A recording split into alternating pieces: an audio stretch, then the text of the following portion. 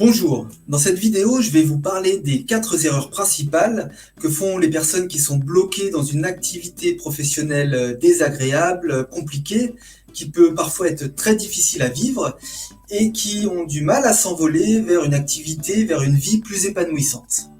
Alors, je m'appelle Sébastien Branguier, je suis le fondateur du site intelliscience.com. Je suis coach spécialisé en développement personnel et en efficience cognitive. Je suis formé à la PNL, à la systémique, à la process communication et à beaucoup d'autres outils. Et aujourd'hui, j'accompagne des personnes, et principalement les femmes, qui sont bloquées dans une activité professionnelle dont ils ne veulent plus et qui ont du mal à passer à l'action. Alors pourquoi principalement les femmes ? Eh bien parce qu'aujourd'hui les femmes rencontrent beaucoup de difficultés dans le monde professionnel. Il faut savoir que presque 70% des femmes ne s'épanouissent pas au travail et qu'il y a à peine 15% d'entre elles qui arrivent à se réorienter vers une activité plus épanouissante. La deuxième raison, c'est aussi que je me suis toujours très bien entendu avec les femmes, et ça depuis l'adolescence, ça doit être dans mon caractère. J'ai toujours eu beaucoup d'amies féminines, j'ai toujours beaucoup aimé discuter avec des femmes. Voilà pourquoi je me suis spécialisé dans l'accompagnement de femmes. Alors c'est un domaine que je connais très bien parce que je me suis moi-même réorienté pas mal de fois. J'ai exercé pas mal de métiers différents. J'ai été ingénieur du son, j'ai été compositeur, j'ai été artisan tapissier, j'ai été rénovateur, j'ai été formateur, j'ai créé une formation pour aider les étudiants, jusqu'à exercer aujourd'hui l'activité idéale. Donc sortir de sa zone de confort, c'est quelque chose que je connais très bien. Alors quelles sont les 4 principales erreurs que font les personnes qui sont bloquées dans une activité professionnelle difficile et qui les empêchent de gagner leur liberté ? Eh bien la première erreur, c'est de croire que cette petite voix intérieure qui dit que quelque chose ne va pas va disparaître. Alors ça c'est une erreur parce que ça n'arrivera pas et ça va même empirer. Cette petite voix intérieure, elle n'est pas là par hasard. Au début elle va chuchoter et puis si vous ne l'écoutez pas, elle va parler plus fort. Et si vous ne l'écoutez toujours pas, eh bien, elle va se mettre à crier. Et là, ça va être insupportable. En fait, cette petite voix intérieure, c'est une partie de vous-même. Et elle est là pour vous délivrer un message. Et si vous n'écoutez pas ce message, eh bien, elle va vous le délivrer autrement. Et par un moyen qui peut être très désagréable. Ça peut être, par exemple, un burn-out. Ça peut être une dépression. Voilà, ça c'est des choses dont on entend parler tous les jours. Donc c'est très important d'écouter cette petite voix qui a un message à vous délivrer. Alors le message généralement c'est toujours le même, c'est je m'ennuie dans cette activité, je suis obligé de côtoyer des personnes avec qui je ne suis pas en phase, ce métier n'a plus de sens pour moi, voilà, ce métier ne correspond plus à mes valeurs. Alors il faut savoir que les valeurs c'est quelque chose de très important. Votre système de valeurs, c'est ce qui maintient votre équilibre interne. C'est-à-dire que quand on n'est plus aligné avec ses valeurs, on s'expose à être continuellement dans un état de turbulence interne. Voilà pourquoi c'est très important d'écouter cette petite voix. Et alors souvent, on n'a pas envie d'écouter ce message. On n'a pas envie d'écouter ce message pour plusieurs raisons. Alors ça peut être parce qu'on s'est beaucoup investi dans ce travail. Ça peut être aussi pour l'argent. Parce que quitter un travail pour l'inconnu, c'est s'exposer à une insécurité financière. Et puis ça peut être aussi pour l'entourage. Parce qu'on se dit que l'entourage ne va pas comprendre, surtout quand on est dans une activité qui est reconnue socialement. On se dit que la famille et les amis ne vont pas forcément comprendre pourquoi on veut quitter ce travail.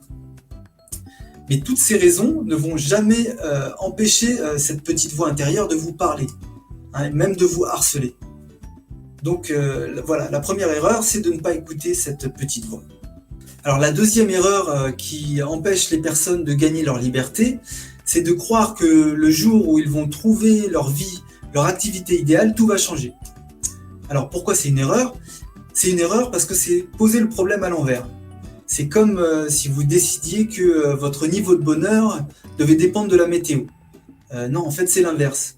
C'est en changeant que vous allez créer les conditions idéales pour arriver à cette activité, à cette vie de vos rêves. Et c'est pas l'inverse.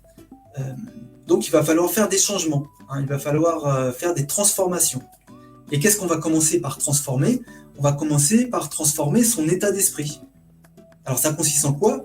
ça consiste à éliminer tout ce qui vous bloque, tout ce qui vous gêne, tout ce qui freine votre évolution. Alors ça peut être des vieilles croyances qui vous limitent, ça peut être des valeurs qui ne sont pas alignées, ça peut être aussi l'estime de soi. L'estime de soi, c'est très important parce qu'une faible estime de soi, ça équivaut à un manque de confiance et une incapacité à prendre des risques. Alors quand on veut quitter une activité pour aller chercher quelque chose qui nous correspond plus, il y a bien un moment où il va falloir sortir de sa zone de confort. Et autour de la zone de confort, c'est l'inconnu, et l'inconnu fait peur. Est-ce que vous croyez vraiment qu'on va pouvoir faire un pas vers cet inconnu avec un manque de confiance en soi et une incapacité à prendre des risques? Et non, ça va être compliqué. Donc l'estime de soi, c'est quelque chose de capital. Et ça va être une des premières choses qu'on va travailler pour enlever tous ces blocages qui freinent votre évolution. Alors je peux vous en parler parce que moi, des blocages, j'en avais des très gros, et je les ai tous travaillés, je les ai tous fait tomber un par un. Un oiseau ne peut pas s'envoler s'il a des poids accrochés aux pattes. Ou alors il va voler quelques mètres et puis il va retomber au sol. Et puis en plus de ça, il va prendre aucun plaisir à voler. Donc la première chose, c'est d'enlever tous ces blocages. Et puis c'est aussi apprendre à se connaître. C'est important de connaître ses forces, de connaître ses failles, de connaître ses zones d'ombre, de connaître ses limitations, de connaître ses axes d'amélioration. Voilà, tout ça, c'est des choses très importantes qui vont permettre de changer pour créer les conditions et accéder à cette activité, cette vie dont vous rêvez. Alors la troisième erreur, c'est de croire qu'il faut bien réfléchir avant de passer à l'action. Alors pourquoi c'est une erreur? Parce que sur quoi on va réfléchir? On va réfléchir sur nos doutes et sur nos peurs. Et vous savez que l'énergie va dans la direction de nos pensées. Donc si nos pensées sont des doutes et des peurs, on va mettre de l'énergie dans ces doutes et dans ces peurs qui vont s'auto-alimenter et qui vont grossir et qui vont prendre toute la place. Voilà pourquoi réfléchir, c'est pas forcément la bonne solution. Et alors il y a une autre raison aussi, et là je vais vous partager une petite pépite, c'est la motivation. Alors tout le monde pense que la motivation, ça fonctionne selon ce schéma de pensée. C'est-à-dire qu'il y a une petite inspiration, une émotion de départ qui va créer de la motivation, et c'est cette motivation qui va nous pousser à agir. Le problème de ce schéma de pensée, c'est que le jour où il n'y a plus cette petite inspiration de départ, eh bien, la motivation disparaît et on ne fait plus rien. Mais la motivation, en fait, ça ne fonctionne pas comme ça. La motivation, c'est une boucle, et cette petite inspiration de départ qui va créer de la motivation et qui va nous pousser à agir, en fait, elle va être nourrie par toutes les actions qu'on va faire. Donc le meilleur moyen de rester motivé, c'est de passer à l'action. Voilà pourquoi il faut arrêter de réfléchir et il faut agir. Alors la quatrième erreur, c'est de sous-estimer ce que ça coûte de rester dans la situation actuelle. Quand on est dans une activité pénible, ennuyeuse, difficile à vivre, ça génère beaucoup de stress. Et tout le monde sait que le stress, c'est dangereux. Ça peut générer des maux de ventre, ça peut générer des maladies de peau, ça peut mener au burn-out, ça peut faire des dépressions, et puis ça peut faire des choses encore plus graves. Donc le coût au niveau de la santé, il est assez considérable. Ensuite, au niveau relationnel, ça coûte très cher aussi, parce que quand on ne fait pas ce qu'on aime dans la vie, quand on n'est pas épanoui, on s'énerve facilement, on est irritable, donc ça peut nous coûter des relations amicales, ça peut nous coûter au niveau des relations amoureuses. En fait, ça nous coûte de manière générale au niveau relationnel tous les jours. Et puis, il y a aussi l'aspect financier. C'est-à-dire que ça peut être des excès en tout genre, ça peut être la cigarette, ça peut être l'alcool, ça peut être le besoin de partir en vacances, de partir en week-end. Voilà, donc même financièrement, ça coûte très cher. Voilà pourquoi ça peut être une bonne idée de se faire accompagner. Parce que se faire accompagner, évidemment, ça a un coût, c'est pas gratuit. Mais la question qu'il faut se poser, c'est combien ça coûte de rester dans cette situation dont on ne veut plus. J'espère que cette vidéo vous a plu, j'espère qu'elle vous a apporté des clés pour passer à l'action et faire un pas pour gagner votre liberté. J'espère qu'elle vous a apporté de la valeur. Alors si vous avez besoin de parler de ces choses-là, durant les 15 prochains jours, j'ai libéré du temps pour vous offrir un coaching de 45 minutes.